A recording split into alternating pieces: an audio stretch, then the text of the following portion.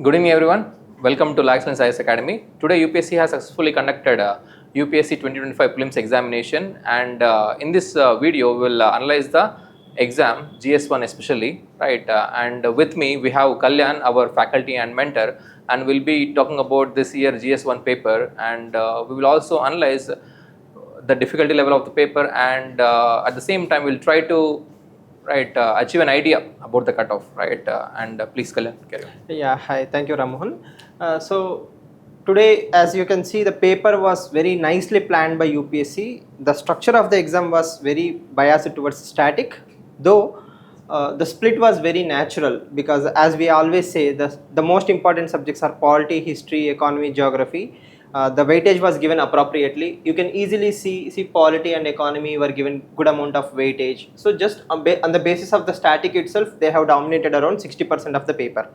And this year, one trend which is very visible was the history part was also getting good amount of weightage, right?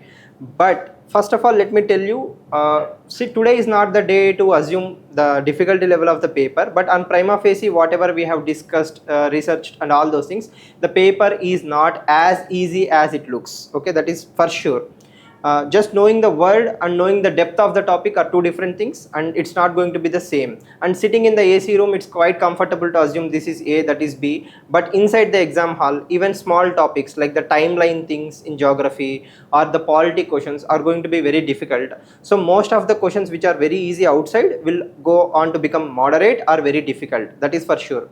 In polity, we have seen around 16 questions.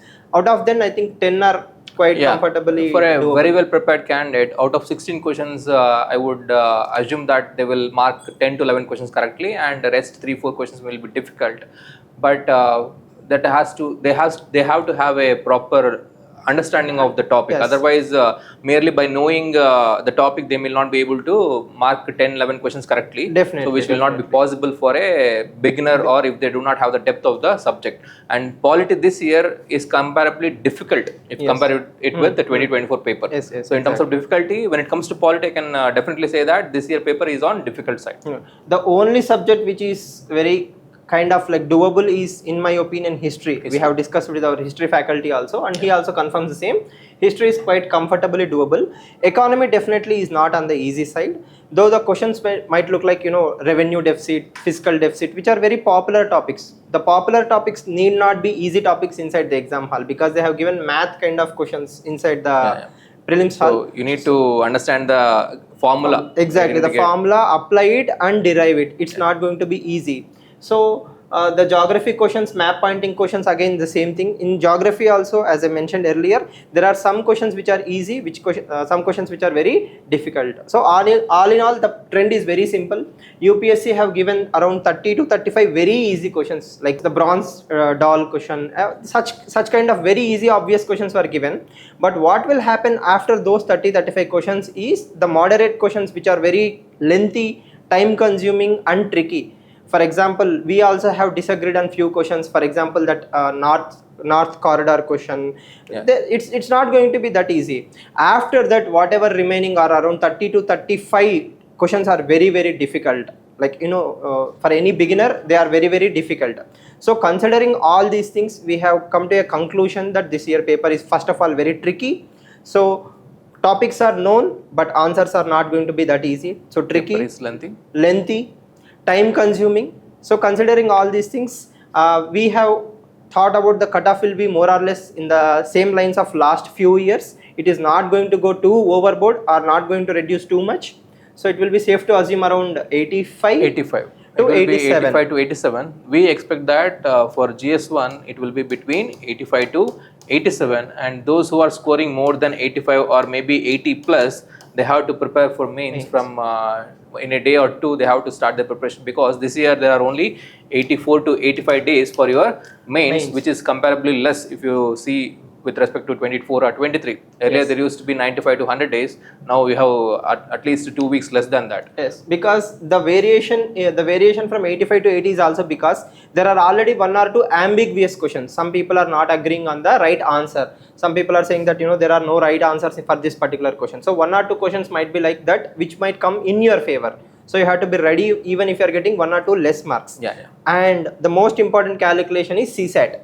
CSAT paper though is not as tough as 2023 paper, it is very difficult or moderately difficult. So people who are getting good scores in GS may or may not be clearing the CSAT cutoff. That might also affect your GS cutoffs. So as sir has rightly pointed out, anybody who is getting around 80 plus for sure based on various keys and including the Laexcellence keys, okay, you should definitely start preparing for mains, and that will be our most important suggestion.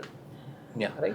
And going forward, we are going to start mains answer enrichment program, and people who are scoring more than 85 and all, they are welcome to join this program, and it will help you to boost your marks in GS as well as, and we are going to complete the preparation for GS 1, 2 and 3 before the prelims result. And this push-up initially is very much required considering the less number of days that are there for your mains this year. So do use our mains answer enrichment program, and anyone who is scoring above 85 or 80 also, you are welcome to join this program, and it will be starting from June 1st onwards. In the 15 days, by June 15th or June 17th, we will be trying to cover all the themes that are being asked regularly by UPSC in GS 1, 2 and 3, and our focus will be on PYQs to derive these themes. And if you observe, 70 to 75% questions will be based on PYQs only, and if you are comfortable with those questions, it will be easy for you to secure very good marks in GS 1, 2, 3. Yeah. Right. And the most important point is this year, as all of you know, the timeline between prelims and mains is very, very less. So every single day that you waste in the beginning of your prelims, after the prelims, is going to cost you towards the end. So unlike the earlier years, you don't have the luxury of time. So whatever decisions you have to take, make it quick, and do enroll in these programs so that we can push you further before the results comes, because after the results everybody will start preparing, but those who can boost their preparation before the prelims will have an edge. I wish you all the very best, and thank you.